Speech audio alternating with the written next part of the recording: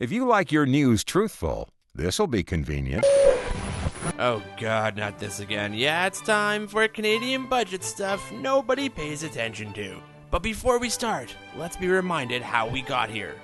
It was the Conservatives who inherited a $13 billion surplus, spent us into deficit even before the 2008 downturn, then gave us 7 deficits, adding $160 billion to the national debt. Which naturally brings us to your grandpa buying shoes.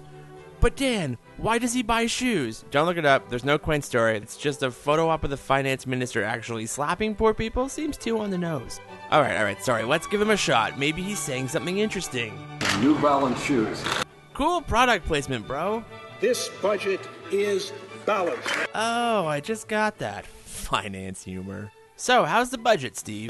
Best first time budget ever by a finance minister. Adorable!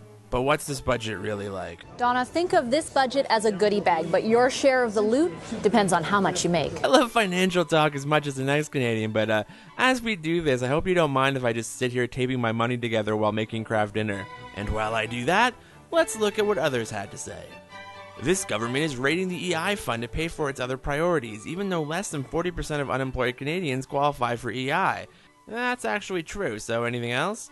Elizabeth May said, the Harper administration is set to spend more money on the celebrations of Canada's 150th birthday than on the crisis of First Nations education. That's actually also true.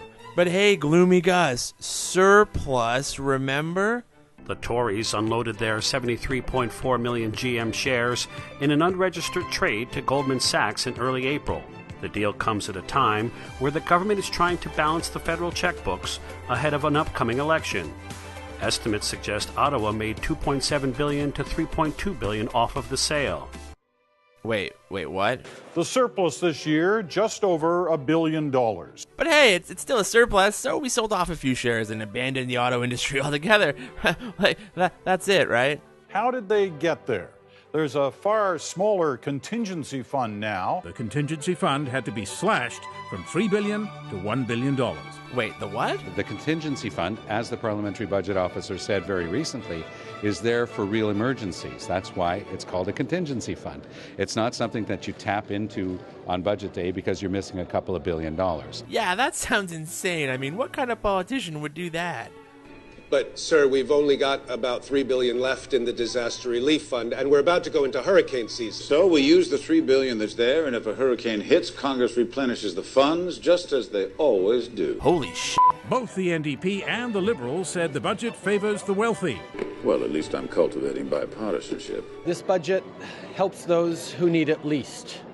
There is nothing in here for the middle class and those hoping to join it, and there's no plan for jobs and growth. Wait, so what's in this budget? There's also a huge promise of $12 billion extra for defense, $320 million for the war in Iraq and Syria, $293 million for counterterrorism at home, and $60 million to beef up security on Parliament Hill. But hey, a surplus is a good start, so things will get better in the future, right? That's a tiny fraction of the $300 billion federal budget, and the surpluses are still small even in later years. The reason being that revenues will drop because of all the tax cuts.